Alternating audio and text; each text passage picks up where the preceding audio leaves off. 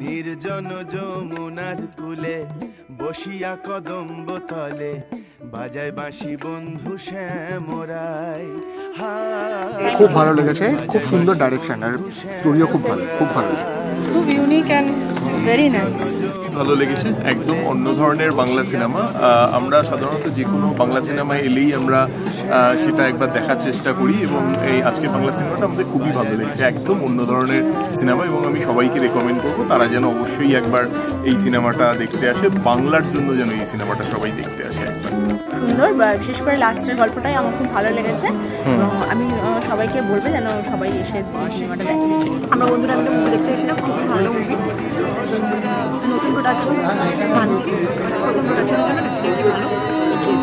ঘুরতে তো ভীষণ ভয় পাই, তো ভূত করবো দেখবো একটা সাসপেন্স তো ছিল, বাট সব থেকে ভালো লেগেছে যে একটা টান যখন একটা থেকে আরেকটা যাচ্ছে, রে বাপ রে, গল্পের এন্ড পয়েন্টগুলো যেটাকে বলে একদম ক্লাইম্যাক্স, অসাধারণ। সবাই আসুন, অপূর্ব, অনেকবার মানে একটা পুরোপুরি বাংলা ছবি, পুরোপুরি বাংলা, বাংলা মেজাজ, বাংলার একটা ফিল হয় না, সেটা কোনো খুব মিষ্টি একটা ছবি আর কি।